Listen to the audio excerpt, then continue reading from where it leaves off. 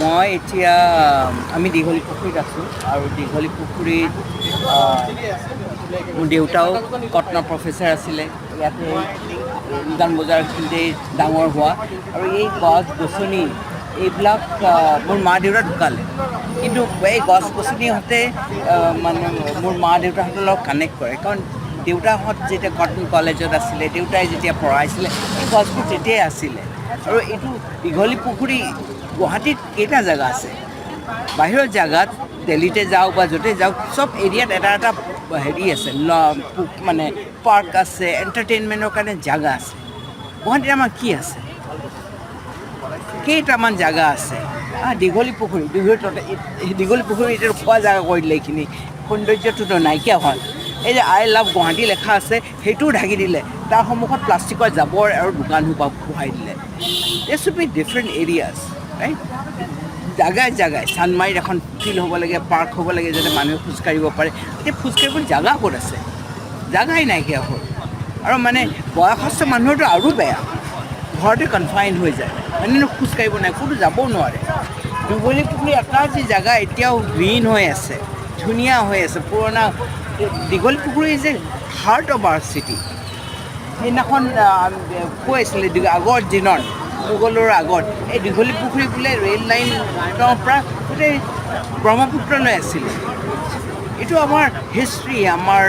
Identity আমাৰ এই গছবোৰে আমাক কানেক্ট কৰি ৰাখিছে এই গছবোৰে যদি কাটি দিয়ে তেনেহ'লে সেই যে কোটি কোটি গছ ৰোৱাৰ নামত যে কোটি কোটি টকা লোকচান কৰে কাৰণ এই গছবিলাকৰ থ্ৰুৱেদি ইয়াৰ শিপাৰ থ্ৰুৱেদি বৰষুণৰ পানী পৃথিৱীত গৈ আছে গ্ৰাউণ্ড ৱাটাৰ আমি কৈ আছোঁ নাইকিয়া হৈ আছে তেনেহ'লে কি এইবোৰ হিপক্ৰেচি এফালে ক'ব গছ ল'ব এফালে ক'লে গছ কাটক আৰু গছ কটাই পেলাই এহেজাৰ মানে 1 কোটি কিমান কোটি গছ লগায়ো শিপা ইমান সোনকালে হ'ব জানো এই 100 yearsৰ যোনবোৰ পুৰণা গছৰ যোনবোৰ শিপা তললৈ আছে সেইবোৰ আমাৰ CMে যিমানে পইচা লগায় যিমানে যি নকৰে সেই শিপাখিনি ৰাইট 100 বছৰৰ পুৰণা দীঘলীয়া শিপাখিনি আৰু কৰিব পাৰিব নেকি যিমানেই হেৰি নকৰে এতিয়া তেওঁ পাৱাৰফুল মানুহ হয় ৰাইট বহুত পইচা ইয়াত লগাইছে এইটো প্লিজ ৱে এৰাউণ্ড সেইটোৱেতো ইঞ্জিনিয়াৰিং ৰাইট যদি ইঞ্জিনিয়াৰ ভাল লগাইছে তেনেহ'লে চলিউশ্যন কৰক ৰুটটো বনাওক যি কৰিবলগীয়া আছে কিন্তু এজন আৰু দুজন কেইজনমান মানুহে গুৱাহাটীৰ ভৱিষ্যত ভাবিব নোৱাৰে ন আৰু বাকী জেগাত যদি ডেমক্ৰেচি সঁচাই হয় if India is a democratic country if Assam is democratic state তেনেহ'লে তেওঁলোকে প্ৰথমে কমিউনিটিৰ লগত ডিছকাছ কৰিব লাগে কমিউনিটিৰ এপ্ৰুভেল ল'ব লাগে তাৰ পাছতহে গভৰ্ণমেণ্ট ছাৰ্ভেণ্ট হয় তেওঁলোকে তাৰমানে প্ৰথমে চিটিজেনৰ কথা শুনিব লাগিব চিটিজেনে কি বিচাৰে চিটিজেনক একো ইনফৰ্মেই নাই মানে ব্ৰিজ বনাব লাগিছে ব্ৰিজ বনাইছে ৰাতি আহি পেলাই গছ কাটি দিছে হাউ ইজ পিপল ইনভলভ পিপলতো ইনভলভেই নাই ডেমক্ৰেচি কিহৰ ডেমক্ৰেচি হয় তেনেহ'লে এজন দুজন মানুহৰ ডিক্টেটৰশ্বিপহে হৈ আছে তেনেহ'লে হয়নে নহয় তো ৰাতিপুৱা বহুত ধুনীয়া হৈছিলে কাৰণ ইয়াতে চব মানুহ আহিছে এল্ডাৰ আহিছে য়াং আহিছে LGBTQ আহিছে এনিমেল লাভাৰ আহিছে নেচাৰ লাভাৰ একদম সংগম হৈ গৈছে ধুনীয়াকৈ চ' ইটছ ইজ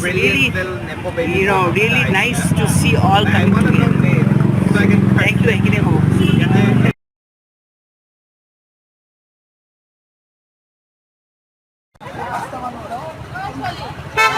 প্ৰথমতে বৰ দুখৰ কথা যে আজি আমি আমাৰ এনেকৈ এটা মানে দীঘলী পুখুৰী গছখিনিতো আমাৰ এটা হৃদপিণ্ডৰ নিচিনা নহয় জানো সেই বস্তুখিনি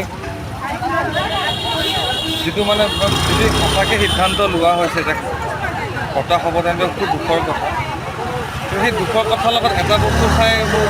এইটোও ভাল লাগিছে যে আজি বহুদিনৰ মূৰত যে আমাৰ মানুহখিনি এনেকৈ গোট খাইছেহি আজি এই ৰাতি এই নাইট ভিজিলেঞ্চ কৰা যিটো সিদ্ধান্ত লৈছে এইটো এটা খুব কি কওঁ এটা খুব পাৱাৰফুল খুব চিম্বলিক বস্তু যে আমি ফাইনেলি এজ এ কমিউনিটি মানে কেতিয়াবা মোৰ অলপ মানে ডাউট হৈ গৈছিলে যে সমাজ হিচাপে বা যে আমি জাতি হিচাপে আমি আমাৰ অধিকাৰ আৰু আমাৰ যিখিনি ঐতিহ্য তাক লৈ সঁচাকৈ আমি সজাগ নে সঁচাকৈ আমি তাক লৈ চিন্তিত নে? চ' আজি ভাল লাগিছে আৰু আজি মানে আকৌ মানে মই মানে মোৰ যিটো ফেইথ আছিলে আমাৰ কমিউনিটিক লৈ বা আমাৰ সমাজখনক লৈ আকৌ অলপ যেন জাগি উঠিছে অনুভৱ হৈছে। সঁচাকৈ এতিয়া প্ৰথম মইনো কোন শলাগ ল'বলগীয়াকৈ বাট আই থিংক আমি আৰু মানুহ ওলাই আহিব লাগে আৰু মই আহ্বান জনাইছোঁ আপোনালোকৰ মাধ্যমেৰে যে খালি দীঘলী পুখুৰী বুলি নহয়, আজি আমাৰ দীপৰ বিলৰ অৱস্থা খুবেই বেয়া, খুবেই সংকটজনক অৱস্থাত আছে। কাজিৰঙাত আমাৰ ল'ৰা ছোৱালীখিনি লাগি আছে, কাৰণ কি তাতে অলৰেডি ৰিজৰ্টৰ নামত বা বিউটিফিকেশ্যনৰ নামত বহুত পৰিমাণে মানে আঘাত দিয়া হৈ আছে আমাৰ প্ৰকৃতিক আৰু আমাৰ আইডেণ্টিটিক। অনেষ্টলি কওঁ, আমি আমাৰ আইডেণ্টিটিলৈ খুব মাতো নহয়। আজি যদি আমাৰ কাজিৰঙাখন নাথাকে, আমাৰ যদি দীঘলী পুখুৰীখন নাথাকে, আমাৰ আইডেণ্টিটিও কিন্তু নাথাকে। আমি সদায় এইটো লৈ কওঁ যে আমাৰ নৰ্থ ইষ্টখনত আইডেণ্টিটি লৈ সদায় পলিটিক্স হয় বা আইডেণ্টিটি লৈ সদায় এটা মানে ডাউট থাকে। চ' আমাৰ আইডেণ্টিটিবোৰক কিন্তু আমি নিজেই লাহে লাহে নোহোৱা কৰি আছোঁ। এতিয়া গিবনক লৈও এটা কিমান হাহাকাৰ চলি আছে ন, হোলঙাপাৰত যিটো বেদান্তাই কাম কৰিবলৈ গৈছে। চ' এই বস্তুখিনিক লৈ আমি অলপ সজাগ হ'বলৈ সময় হৈ গ'ল আৰু মানে নিজক পাহৰি আমি এজ এ কমিউনিটি কেনেকৈ আগবাঢ়িব পাৰোঁ সেইটো সেই চলিডাৰিটিটো দেখুওৱা সময় আহি গ'ল। ত' তাকে মই আহ্বান জনাইছোঁ যে আপোনালোকে সকলোৱে আহক, আগবাঢ়ি আহক, এনেধৰণৰ পদক্ষেপবোৰক এটলিষ্ট অলপ হ'লেও ছাপোৰ্ট কৰক, যি পৰিমাণে হওক। আপুনি যদি আহিব নোৱাৰে, এটলিষ্ট আপোনালোকৰ আড্ডাবোৰৰ মাজতো চৰ্চা এটা কৰক। ত' চাম ৱে অৰ দি আদাৰ মানে আমি এই বস্তুটোক নিজৰ কনভাৰ্চেশ্যনত আনিব লাগিব।